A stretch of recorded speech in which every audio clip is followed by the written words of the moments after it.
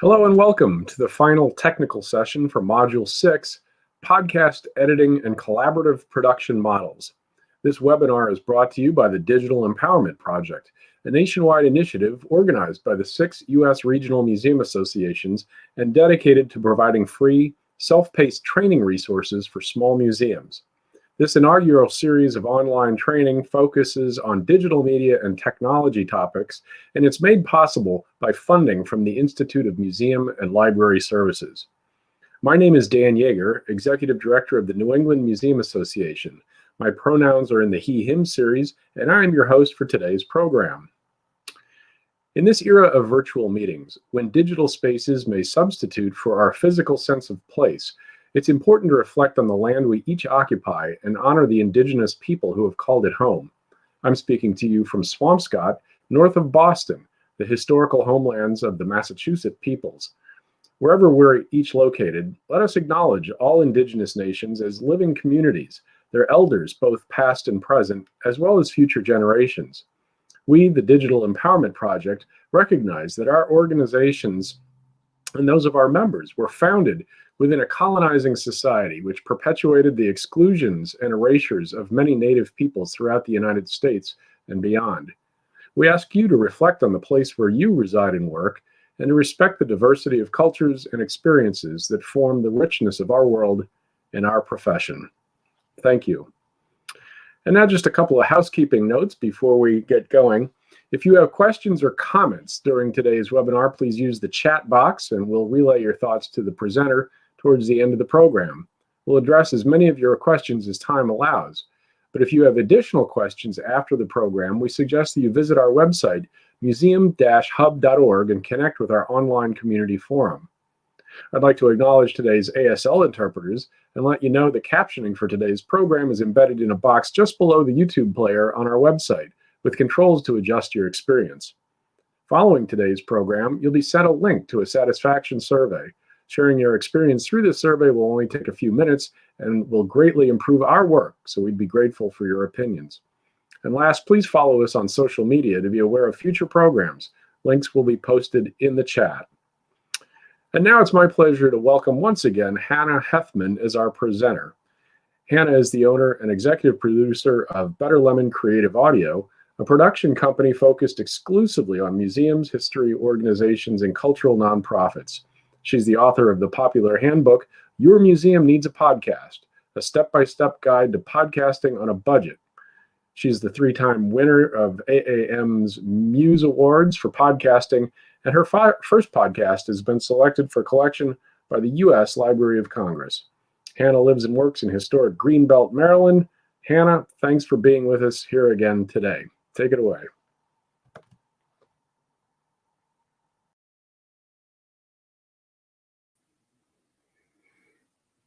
Okie dokie. Webinar 3. And I didn't change the number on my slide, but I promise we're on webinar 3. So today we are going to talk about a few things.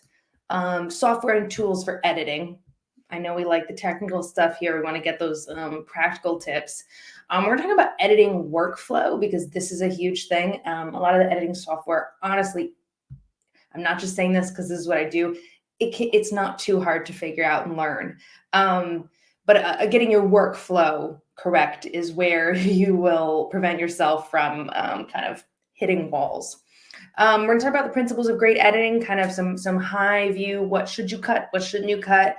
How should you be approaching editing your audio? We're going to talk about where to find music and sound effects. And how and when to outsource editing and production, and as part of that, how you can kind of create a more bespoke arrangement there than the traditional brief that someone executes and brings back to you without your involvement. So let's start by talking about editing tools. The first editing tool, this one, I think was sent by the angels to people who want to do podcasting without being audio engineers. So Auphonic is a website where, and actually I'm on this tab, so I'm pretty sure I can just show you Auphonic. Yeah, so I hope you're seeing Auphonic right now. for pennies on the minute, you can upload your audio, and you can see the bottom one here is the original audio. And then Auphonic will basically do all your sound engineering for you. It will level it, do your noise removal and all that. And it's a very simple tool to use. So this is what you have to fill out if you want to do with Auphonic. And the only thing that's really not included is to check noise and hum reduction. It will put your podcast automatically at -16 LUFS volume. I don't really understand LUFS as a loudness measurement, but that's how loud your podcast should be. You want to make sure that your podcast is consistently loud, consistently volume across the episode, and then it's loud enough so that when someone's listening in the car or listening as they're outside or walking, they don't get all the way to the top of their volume and realize they still can't hear your show. That's a problem. So Auphonic is a very cool tool. The pricing is, again, pennies. It's a really, really tiny amount of money. And this will help you get your audio in as good of shape as possible before you start cutting and pasting and putting it where it needs to go. So I'm going to go back to my slides here. So I recommend everyone run their audio through Auphonic before they start editing. And that will save you a lot of time messing with tools and stuff in your platforms. So then right away, I'm going to talk about a few different digital audio workstations. So DAWs. So some tools that you can use for editing your audio, cutting and pasting and getting it in the order you want it, getting it to sound like what you want. We're going to talk about Audacity, GarageBand, Hindenburg Journalist, and then Descript, which is kind of a hybrid tool. So I'm going to go back here, and I'm going to stop sharing right now and go into the actual tools to talk about them each for a few minutes. So I'm stopped sharing now, and I'm going to go share. Give me a second here. Entire screen. Okay. So now we should see Audacity. So Audacity is a free open source editing platform. A lot of people like this or have liked it because A, it's free, B, because it's open source. There's a huge community of people who use it for all kinds of things. So if you want to learn it, this is what I started editing on. It's not necessarily my favorite now, as I will, for reasons I will explain. But if you just go into YouTube and type Audacity Basics, you will have endless supply of tutorials on how to get started on Audacity, which is what I did when I first started podcasting. And there's an open source wiki as well. And then if you want, because so many people have used it for so many years, through every version is fairly similar. Anything you really encounter, you can probably YouTube it, and someone will have done a demo on how to do it on Audacity. So you can see it's not too complicated. There's a little bit of a learning curve. Things aren't always aren't always obvious on here. Like you can see these tools up at the top right corner are kind of odd symbols, but this is kind of what an Audacity workstation looks like. You can see here, I've got some audio up on the top. I've got some music in a second track here, and I could zoom in and out to take a closer look at my audio here. And then I'll be able to go in and cut and paste things through here, which is the kind of the basics of editing audio, is mostly cutting things out that you don't want and moving things around. So you'll be able to see what the waves form looking there. So Audacity, again, can be a little clunky to use. It's destructive, which means once you delete some audio, like let's say I take this section here and I delete it, I can hit, Command Z or Control Z to undo. But short of that, your undo button, it is more or less destructive, which means that audio is more or less gone. So if I get, 25 minutes into editing and I realize that audio is no longer there, but I need it, I have to re-import this audio file and find it again, and so on. So it can be a little scary working with that you can kind of mess up a little easier. So that's Audacity. The next one I want to show you is built into anyone who has a Mac. and that's GarageBand. And GarageBand is also a free tool. So if you have a Mac, whether a desktop or a laptop, you can use GarageBand. You can see it's a little sleeker in look. I think it's mostly designed for people who are making music. But the simplicity and the freeness of it does not mean it doesn't work pretty well. I can't really demo you anything because I don't use GarageBand, but I know a lot of people who are really happy with it. It's fairly simple to use. You can see tracks. I can add another track, add another audio track here, and I could add my other thing there. I can cut and paste just like with any other tool.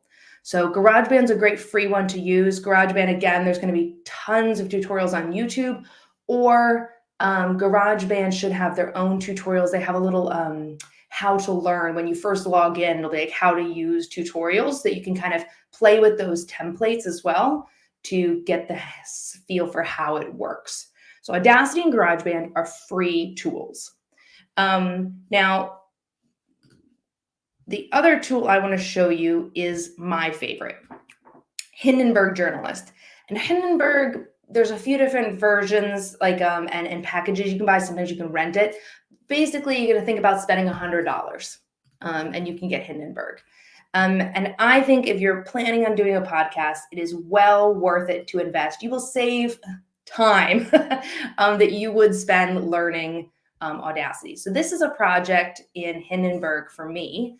And you can see I have all my tracks. Here's a particularly complicated one. It's a non-destructive editing software. So let me actually zoom to the end here. What I really like about Hindenburg is it's the only one designed for telling audio stories versus music. Everything else is primarily music, and secondary is audio and radio stories.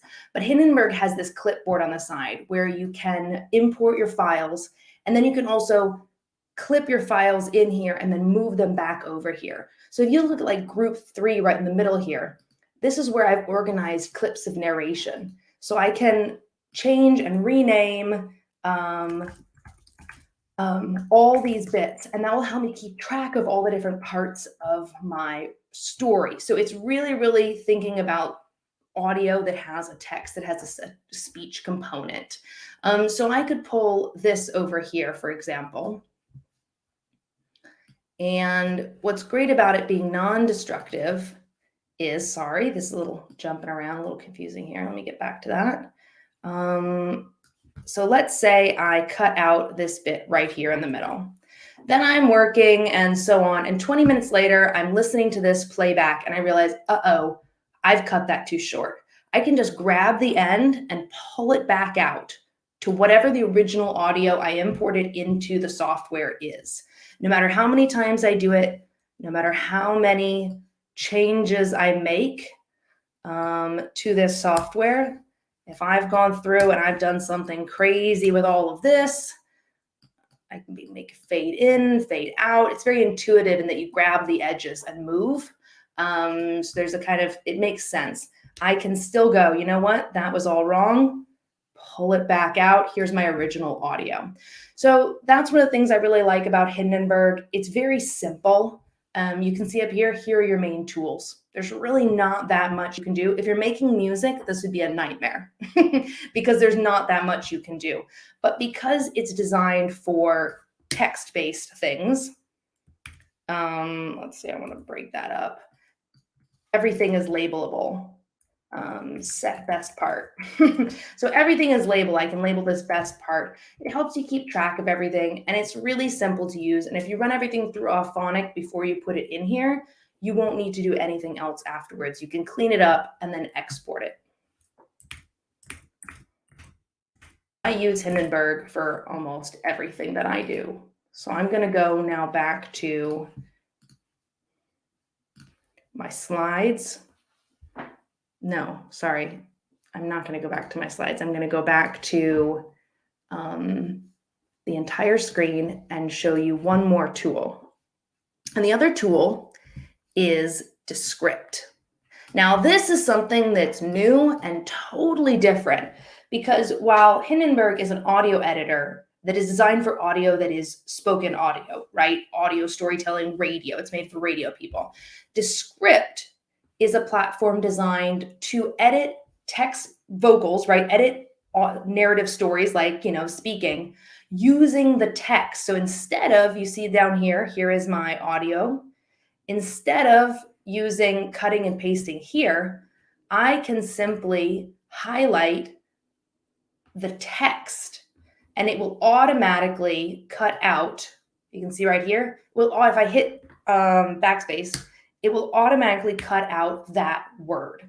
So this is from a project I'm working on with the Archives of American Art. This episode is already out. It's for their podcast, Articulated. Now, Descript is really, really, really good for organizing your story and putting it together. So you can see all these sections you can drag. You could take this section here and drag it up. Oh, it's not letting me drag. Sorry. I think it's the setting that I'm on.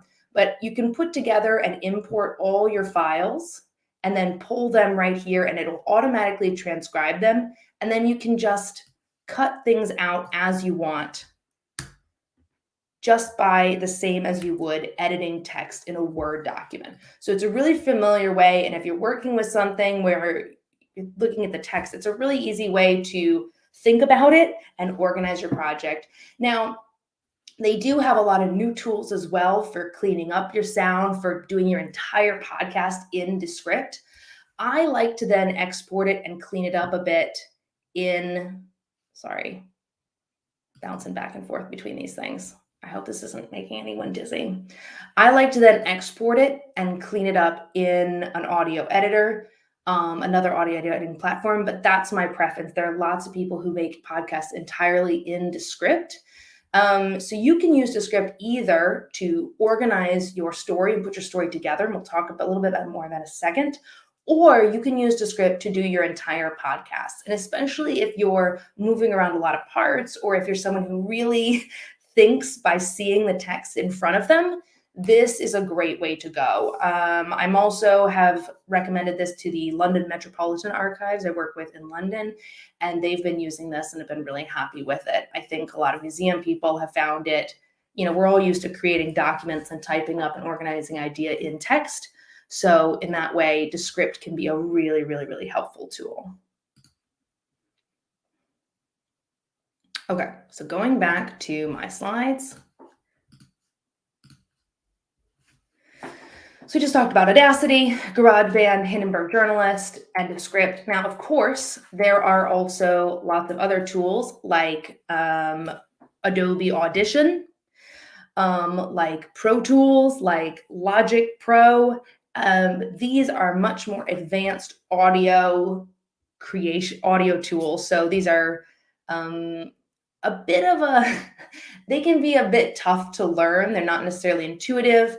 But if you already know how to use Adobe Audition for something, for example, or you already make music, or you already do some kind of production, and that's the tool you already use, go for it. If you're already used to using Audacity and you feel comfortable there, use it. If you're already using something else to edit, use it. It's really about, again, like I've said in the other webinars, it's about results. If it sounds good in the end, it does not matter what you use. Don't feel like you have to use something fancy. Just because that's what someone else says. If it's working for you, that's fine. But those are some of the tools that I might recommend you take a look at. Again, Hindenburg Journalist is my favorite. And Hindenburg has a really, really excellent set of tutorials on, back to Hindenburg while I talk. Hindenburg has a really, really excellent set of tutorials on their website. So if you go on there, you can do a 30-day free download trial. And then you can, if you just watch through all their little tutorials, it's like how to do every little thing, and then practice trying a few of those things. And I think you'll find that it took me, even a few years ago, it only took me a day to learn Hindenburg. A day of playing around, I think, will get anyone who has any sense for this kind of up and running. Okay. So those are some tools. If you have more questions about those, make sure to put those in the chat, and the moderators will get those to me at the end. Let's talk about editing workflow. So the order. But first, I want to talk about how audio editing, there's kind of two ways of approaching it, kind of cutting down to the story or building up the story. So if you've got a simple interview episode and it's just, one person interviewing, one person question, maybe an intro and outro at the end, editing that interview can be more like whittling down something in like this image of wood, whittling down to what you want left. So you'll go through and you'll cut until it's what you want. If you're building a more complex narrative or documentary episode, instead what you might be doing is taking clips from different interviews and different bits of narration and putting them in order how you want them. And then once you have them in order, clean them up and make it into a smooth, finished product, just like sort of the image of the cutting board on the end, where you're taking multiple pieces of wood, trimming them down to the size you want, putting them all together, and then finishing it all off once you have it where you want it. So I like to have those two kind of metaphors just to kind of conceptualize the two different approaches you can do. Again, on the left, a simple interview. On the right, if you have more you're working with. So it's kind of a different approach based on the type of episode you're making. So what I like to do is, first things first, I have my audio, whether it's a single interview or whether it's 15 interviews that I'm cutting down to one episode. Get a transcript. You can use Temi, it's like 15 cents a minute, or Rev if you can afford to pay a bit more, I think like $1.25 per minute, or any other transcription, otter.ia, everyone has their own favorite transcription service that you use to something else. Get a transcript and have it so that you can work side by side. Because, with video, you can see what you're editing as you go. You can like scroll through your shots or your frames. With audio, all you're seeing is this waveform the whole way. So it's really important to have some sort of visualization of the story. And that way, if you're thinking, do I need to cut this out? You can scroll down to see what else did I say and look for things. And it just really makes it easier to work side by side with text and audio. So once I have a transcript of all my audio files, I then process all my audio files with Auphonic. So we've talked about that in the beginning. That's that website, auphonic.com. And then make sure that they are all labeled and organized in a specific file where you want to work on your project on your desktop or your computer. This is really important. You may think, I'll remember which file I have, but you won't, and you will lose things. So really, really make sure things are organized and labeled at the beginning. This is really important. Then once you have that, you're going to open up your transcript side by side with your editing software. And this is the kind of basic workflow that I would use for either a simple interview podcast or a more complex documentary narrative style show. Then, if you're doing a single interview, the following steps would be, or maybe an interview with 2 or 3 people where it's just the interview and the questions back and forth, one continuous conversation, is with each speaker on their own track, right? I've shown you in all these, you can do different tracks. Go through, get them all, roughly lined up, right, in order. Then you go through making any content cuts. So this is, this sentence, that sentence, we're going to cut out this question. I want to cut out this word that they said that I don't want. I want to end the interview 2 minutes earlier than the audio ends, and so on. So you're making these big decisions on what's being talked about and where, and any obvious fine edits. So coughs, long pauses, etc. So we're going through and we're doing our to go back to our woodworking example, I don't woodwork, I'm making this up. We do our first layer of sanding, right? The kind of rough first pass over to get it in a decent condition. Once you go and start to finish like that, then I like to go back and go through doing fine editing. So breaths, pauses, little noises. These are the little get as perfection as you want or don't, right? From the end. And the reason I like to do that is because if you try to do it all at once, it's hard to focus on the content and the flow of the conversation. And also, if you're focusing on the flow of the conversation and what's being said, you might miss a lot of these fine details that would be annoying when you listen back as a listener. So I like to do them 1 and then 2. So going back in layers. Then I'm going to add my intro, outro narration if I have it, and then music on separate tracks, clean those up, make sure they're ready to go. Then once everything feels like it's in order and it's been edited, I like to listen once more. But first I export it so that I can listen in iTunes or on my phone or with some headphones, just to listen to it in a different environment and make sure that it sounds the way I want to, and then take any notes or stop and fix things as I hear them. And then if you've made any big changes, again, export and listen once more through.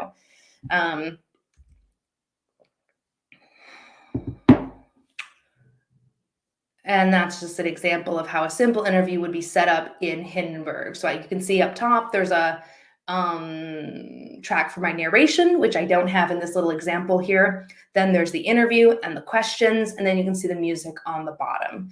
So you can see all the little cuts where I've made small edits, and then you can see the big content cuts or where each section stops and starts. Not too crazy, I hope. So then going back, if you are doing a narrative audio documentary, what I like to do is have all my separate interviews transcribed in separate documents. And then as I choose clips to cut into my story, I cut and paste them into a master script and transcript. So what you'll do is you'll rough edit each interview, kind of just like you did with the regular interview, and then isolating the clips you'd like to use, and then making sure to match your work in your transcript. So as you choose a clip, let's say a 1-minute clip to use, highlight, mark, bold, cut and copy, however you mark that section in the transcript, that's what you want to use, that's what you've clipped in your audio editor, do the same thing. Then you're going to determine the order of clips and write narration and transitions between them. So again, this is where something like Descript comes in handy, because you can visualize this at the same time. Instead of having a transcript and an audio editor next to it, it's all combined in one. So you can kind of just cut and drag and drop your text and your audio will follow. So again, Descript and Hindenburg both have that text component that allows you to visualize what you're doing. Once you've got your order of clips in narration, your order of your interview clips in the order you want them. Let's say we're going to have this person talk about this person talk about this, then this person talk about this. It doesn't have to be too complicated. You might want to write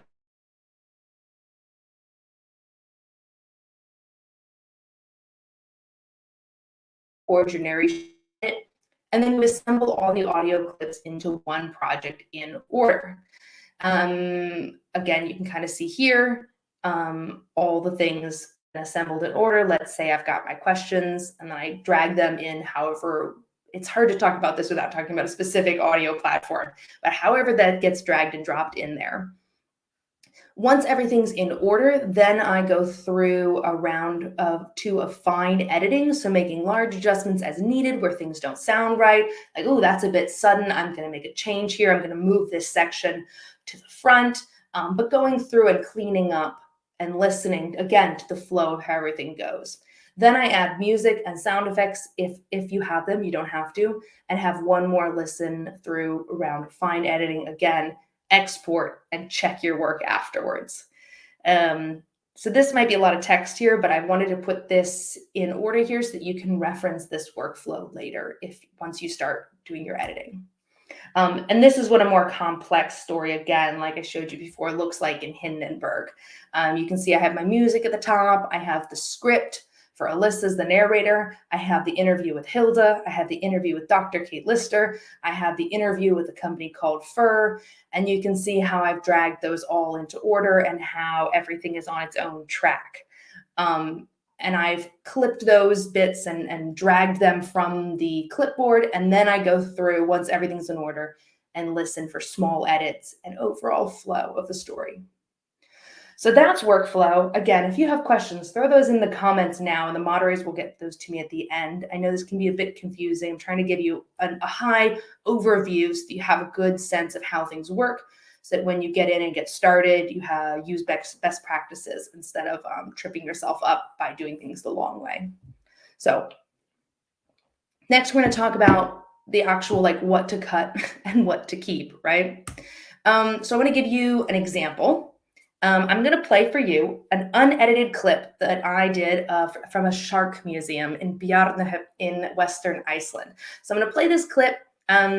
This is an interview that I did, 4 years ago. It's not the best audio quality, and we'll just listen through, and then I'll go and play you a quick edit so you can hear the difference between raw audio and an edit, and then we'll talk about what we can draw out of that. So I'm going to hit play here, and I hope you'll be able to hear this. I'm actually going to stop sharing now and reshare just to make sure that the audio gets shared on this. Because I know there's no one to hear me, no one to tell me if you can't hear me. So share screen. Let's see. Okay, here we go.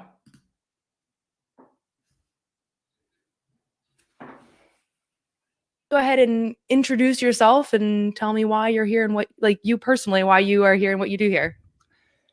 Well, my name is Kristján Hildebrandsson, and this here is a family museum. My father founded this museum, and yeah, now I'm here. Okay. So why is there a shark museum here in Bjarnahöfn? Well, there is no short answer. My grandfather was a shark hunter, and well, generations, 400 years back, probably with gaps though. and like when my grandfather stopped hunting sharks, back then he used to live in Westfjörður, the peninsula north from here, in an area where there were a lot of sharks. But once he stopped, he moved here to this farm, which was much better farming land. And the bay here is so shallow, there are no sharks for many kilometers. But after he moved here, people kept asking him if he had some shark meat, so he'll just buy one every once in a while, prepare it for himself and for others. It just kind of grew into all this. Like we never planned for this. It's just sort of happened. It just sort of happened. So that's the unedited audio. You can hear there's a lot of noises where I'm mishandling the microphone. He pauses a lot. He's kind of struggling to articulate what he wants to say. It's still fun to listen to, but it can be a little hard to follow the story, especially without a transcript in front of you. So here's a quick 5-minute edit that I did of this, and let's have a listen and you can see how much easier it is to hear what he's saying. I added some music too. Well, my name is Kristján Hildebrandsson, and this here is a family museum. My father founded this museum.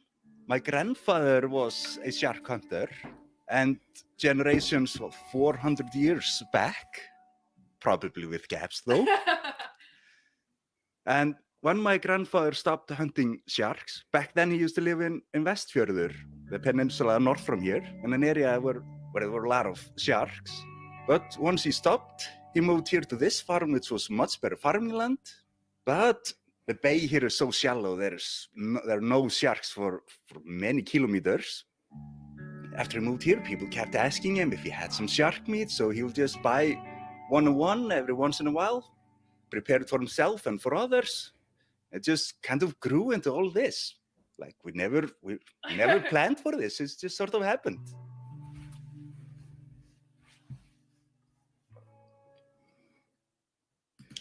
So you can see here that overall I've shortened it by half a minute, even with the music. That just gives you a sense of how music can really take the story somewhere else. I've cut out a lot of his pauses. I've cut out some of his digressions. I've taken his sentences and just kind of made them flow a bit better. It still sounds like him. I haven't tried to change what he's saying. I haven't tried to make him not sound Icelandic. Or tried to, cut out every digression or right? Like I've left some of his natural speech in there. And then, in one place he says, we moved here, it was much better farming land. And then originally he says, and the bay here is so shallow. But really what he meant to say was, but the bay here is so shallow. So I found a but somewhere else and I moved it over there just so that it was easier for people to hear. And in my mind, the ideal is when someone listens and they say, oh, you made me sound better than I sounded. So we're helping the person that's talking. We're elevating their speech a bit. We're just cleaning it up and presenting it in a way that makes it easier to listen to the audience. I've also cut myself out of a lot of here because, well, I don't need You don't need to hear me say, well, what's your name and where are we, right? He's going to answer that question already. So I've cut myself out where I didn't think it was helpful or added anything to the listening experience. I've gone through and trimmed up all the mic bumps that I did, not knowing what I was doing with that particular mic on that day. And I think overall it sounds better. So here are some broad editing tips. Again, like I said, you want to make it easy to listen to the person without altering the meaning or natural voice of the speaker.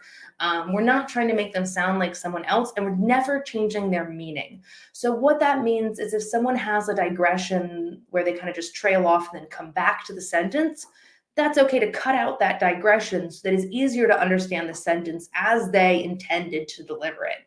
However, if the digression is something like, I'm telling you this, and I want you to know that I didn't come up with this idea. This is an idea from my mentor, blah, blah, blah. Well, I'm not going to cut out that digression because that would change what they wanted to say. That would be an unethical edit.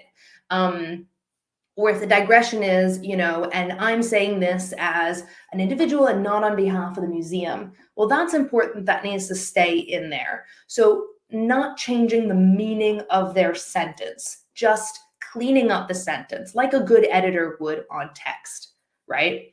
And then the question I always like to ask myself as I'm going through over and over is, does the listener need to know this detail or this bit of background or this so and whatever for them to understand and enjoy the story or the episode as a whole? So it can be really easy when you've done an interview and it's 40 minutes and you need to get it down to 30 minutes and all the 40 minutes is good. It's like everything's good. I really want them to hear this digression about the role of the railroad in our town. But if the story is about the women's suffrage movement and the railroad is not relevant, it's just a fun digression that's interesting on its own, but it doesn't contribute to the overall story and it adds time, I would lean towards cutting that and maybe sharing it as a bonus little bit later, but thinking about the overall listenability of this episode. If we're going all over the place and not keeping everything focused and tight, it's going to be harder for people to follow, and they're at the end not going to get as much out of it, even if there's more content. So does the listener need to know this in order to enjoy the story, in order to understand the history? Or can we simplify that and take this bit out to give them more time to focus on the main theme, if that makes sense? And then in terms of pacing, I like to ask, is every 5-minute section as interesting as the rest? Is the first 5 minutes really good? And then if I listen to the second 5 minutes, I'm like, this is a really boring 5 minutes. If I only gave them this 5 minutes, they would probably trail off. So you want to keep, and sometimes that can even be good to think in 3-minute sections. Is this section interesting? Is this section interesting? If not, why is it long? Do I need to move something else around to change the order of the information? Is this too wordy? Can this be said in less? Can I cut it in half? Can I trim this down in any way? Can I introduce a break? Can I introduce narration? What can I do to make this 5 minutes interesting, whether it's cutting or adding? So going through and listening, making sure that you're not getting 10 minutes that are really interesting in the beginning, and then the last 20 minutes just kind of dragging on, So kind of making sure that it has a consistent pacing, a consistent sense of interest, and story throughout. And then a really important thing to think about when editing is the information being delivered in the order needed to follow it easily? So when you are listening to audio, you can't stop and restart the sentence like you can when you're reading a book. And it can be easy to kind of drift off mentally and not absorb, for example, the image that might happen in a visual documentary. So it's really important to give people the information that they need to know in the story in the order that they need to do it. So if you're talking about something and you haven't introduced it yet, and someone does the basics, the introduction later in their interview, you might want to cut that and move it to the beginning so that they know what they're hearing about when they get to it. Just thinking about order of listening. When you're editing, it can be really easy to get lost in the material and you've listened to it 20 times and you never want to hear it again. And so it's hard to tell if the order is important or the order is working. So get someone outside to listen and maybe take notes as they go if there's any areas where they were confused or they weren't sure what was happening. So in terms of how to begin, I like to start by telling people do a little simple practice interview, whether it's on your phone or on your new equipment. Something short, 5 minutes that you can scrap and restart as needed. And if you accidentally deleted the entire file, oh well. So import that into your audio editor and get really, really comfortable playing around and learning the 5 or 6 important functions that you use 95% of the time. Most of these software have a lot of different tools, but you are going to use the same handful over and over and over again. So play around with it, get it where you like. And then once you begin on episode 1, give yourself a deadline. It can be, you can take an episode, no matter how simple, and work on it for 5 months. But this is not like kind of the novel that we may publish one day in our life. This is a product that you need to put out, a program that you need to put out for your museum. So give yourself a deadline, a reasonable deadline, work on it, get it as good as you can by then, and then do better on episode 2. Get episode 2 out by your deadline. Work on episode 3, do better, and so on and so on. Obviously, it has to be to a certain standard, but with podcasting, it's one of those things where if you're not publishing, it's not a podcast. It's an audio program on your computer. So better to have something out there and to get better than to never release it and kind of spend a lot of time tinkering on episode 1 and getting episode 1 perfect, but then never having an episode 2. All right, music and sound effects. I think a general rule of thumb to think about with music is less is more. You don't want it to overwhelm anything. If you are not feeling comfortable or sure about how you want to use music, listen to your favorite podcasts that are in the style you want to do. See if you like the way they use the music or you don't, and pay attention accordingly. You can just use a little music in the intro and outro. It can be the same song every single episode. Something that doesn't overwhelm the music, something that adds ambiance and adds emotion without being just taking over, right? Because the voice and the speaking is always going to be the most important thing. And sound effects, you do not have to use sound effects, but they can be fun sometimes to add a cannon or a bird singing. There's shows like I did Smithsonian Stories from Main Street, where I used tons of sound effects of water and birds and trees, and I went nuts with it, and I think it sounded really good. But if you're starting out, I would say, be a little err on the side of less. Where are you going to find this stuff? It has to be copyright free, or you have to have permission from the copyright holder. You cannot just grab something off the internet and use it. This seems obvious, but some people, this is news, which is okay if it's news to you. But remember, it's important. So tools that I like, Soundstripe is like $12 or $15 a month, and it lets you license unlimited tracks for that within that fee. You can sign up for just 1 month and then cancel once you've got the music you want, and you will still have a license. The key is you just can only use it for the thing you've licensed it for. So if you license it for your podcast, you can't use that same track for a video project that you're doing that's separate unless you relicense it. And they have great music, and you can sort by mood and sound and instrument and genre. Really, really love Soundstripe. That's where I get 95% of my music. Epidemic Sound is a similar platform. It's $30 a month. Again, you can sign up and then cancel that for the first month and get a bunch of music. The Free Music Archive has tons of music on it, and a lot of it's bad. But there is some good stuff in there. And you do also need to be aware that not everything on there is public domain. So sometimes it's under an attribution license. So you might have to give credit to the artist. So just be aware of the licensing when you're looking at Free Music Archive. The other thing you can do is pay an indie or unsigned artist directly. Say, hey, reach out. We'd like to use your music in our podcast. What would you charge us? Or we have this much money to pay you for to use your music as our soundtrack for our podcast. I have done that with a lot of artists. There's so much music out there online that is not connected to a record label and a complicated machine of bureaucracy. The other thing is to do a bespoke commission.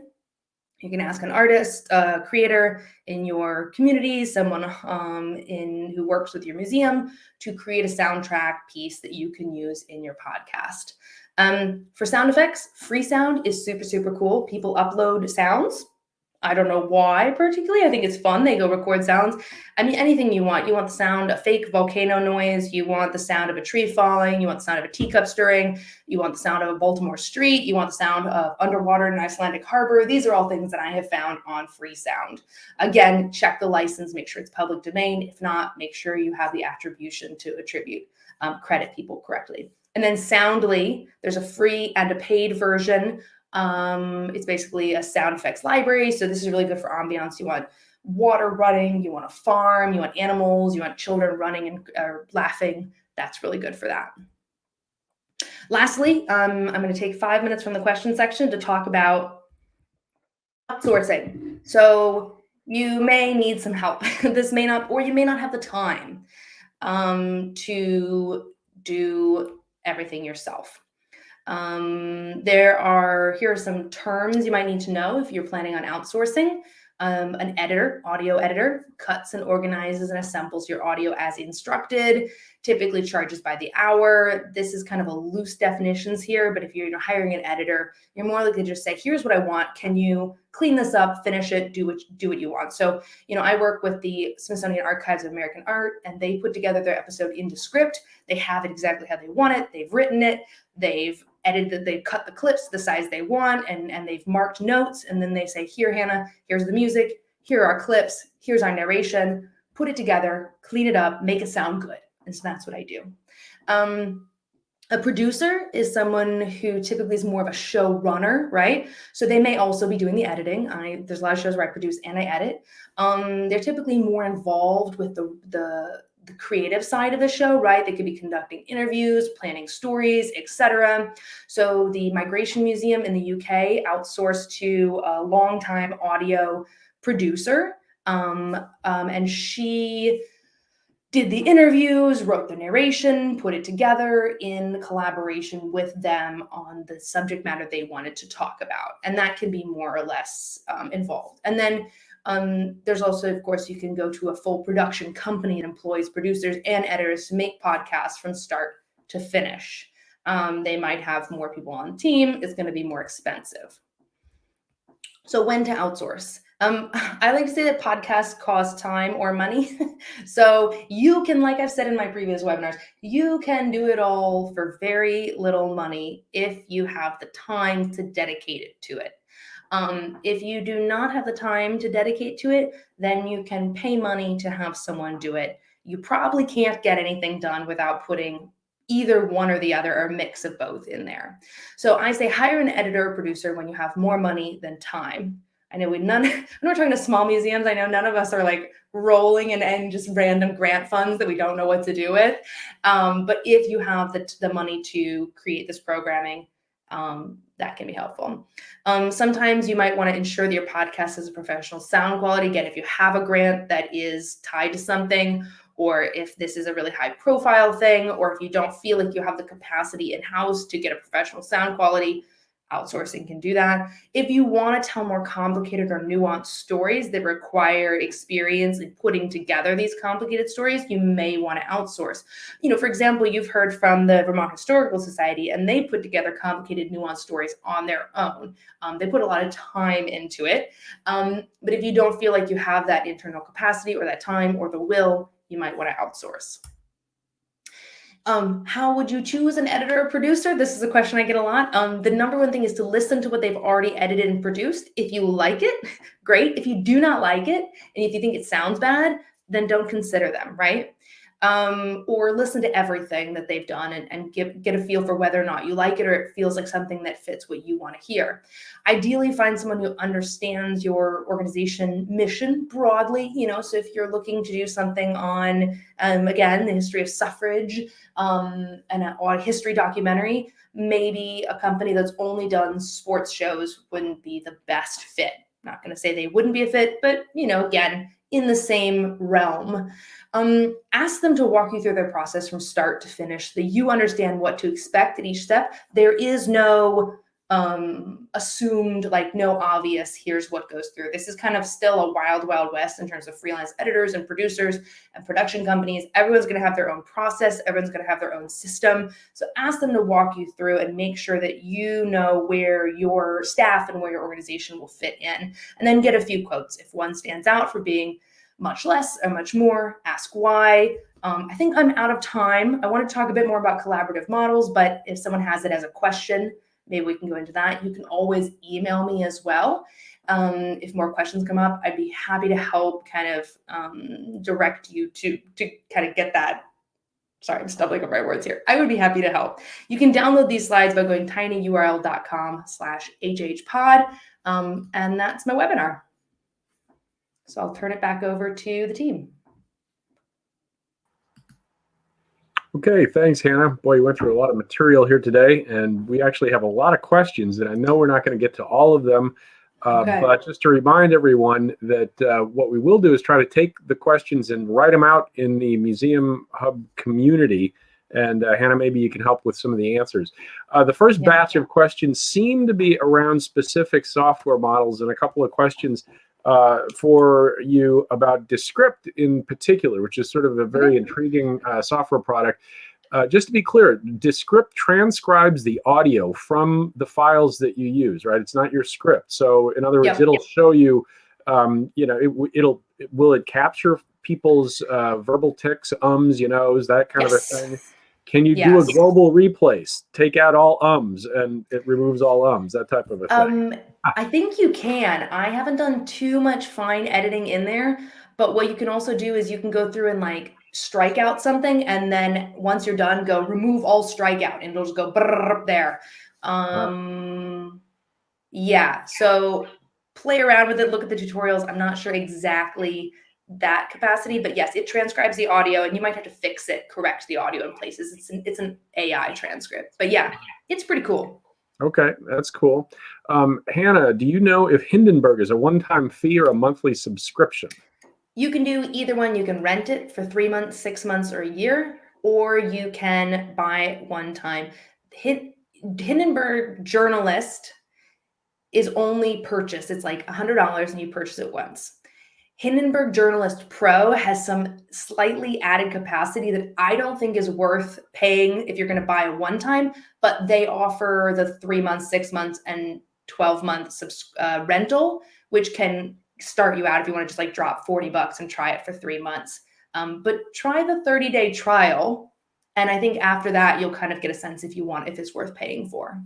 They do have. I know I get emails all the time from them, and they have sort of special offers too. So get on the email list for sales as well. Yeah. Are there tools and apps for recording phone conversations and suggested products for iPhone and Android and so forth? Does that make a difference? Oh, phone conversations. I have tried so many ways to do that. There's not a lot of good tools. If you want to record a phone conversation, I would say try and get someone onto Zoom. You can pay. What I would do is pay for the Zoom upgrade so that you can have someone call in to a Zoom call and record from there. Or if you have someone older who really can't do it, can someone go over and record them talking on the phone to you, and you record yourself on your end? And so on, if they have a second device that they can talk on. Unfortunately, there's no easy tools for recording phone calls. Okay. A related question is on use of mics, whether you use 2 mics if you have you and an interview subject, or whether it's okay to keep doing this back and forth. I suspect your Icelandic interview is doing this, right? Which was the phone bumps or the bumps. Is it easier to set up? And I guess the question is post-production. You can make anything happen, but it seems to be a little bit easier if you've got 2 going at the same at the beginning, right? Yeah, if you're doing 2, if you're sitting somewhere, if you're in a stable situation, 2 mics for 2 tracks is absolutely ideal. That was a big mistake that I made in that audio, but I was walking around on a windy farm while driving around Iceland. So I used 1 mic and I went back and forth. I used the wrong type of mic in that interview. So I talked in the last interview about a reporter style mic or a shotgun mic.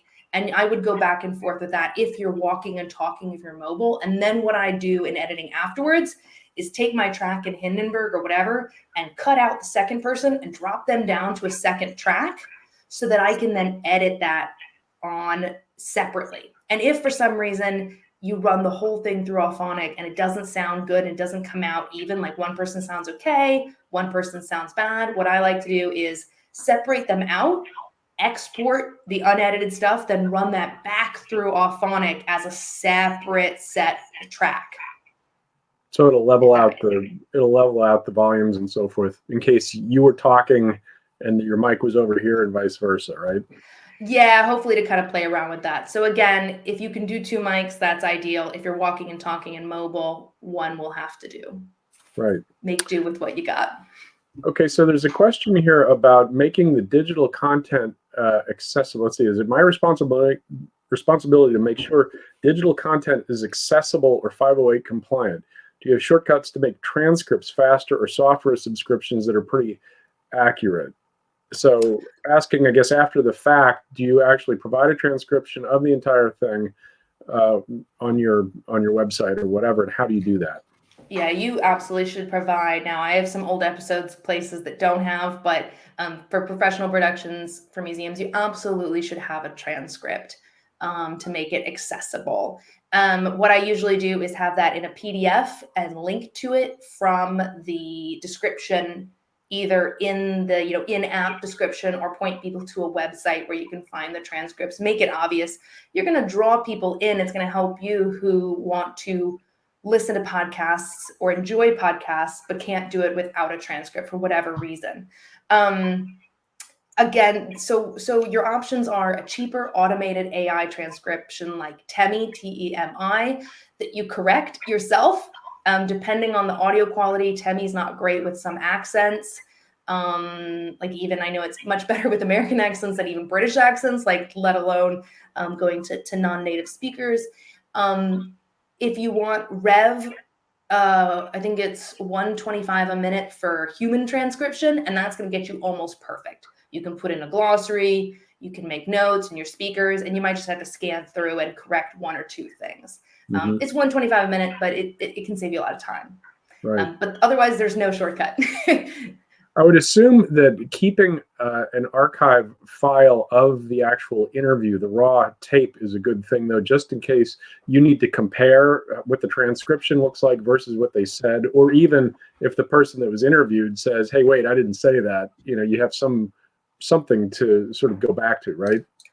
Yeah, I always save I kind of talked about having the transcripts and then copying into a new document for my working file. So save the original transcript. That's great to have. You never know when you might need it.